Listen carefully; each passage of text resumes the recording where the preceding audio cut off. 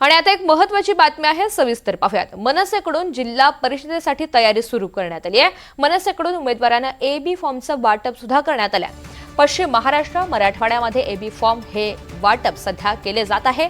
दिलीप धोत्रे यांच्याकडे 5 जिल्ह्यांचे AB form देण्यात आले आहेत, अशी ही माहिती समोर येते।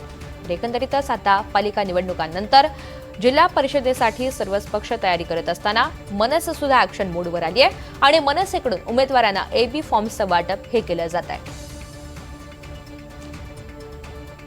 महाराष्ट्रातल्या 12 जिल्हा परिषदेमध्ये जिल्हा परिषद आणि पंचायत समितीच्या निवडणुका जाहीर झालेल्या आहेत। 21 तारीख अर्ज भरण्याची शेवटची मुदत आहे।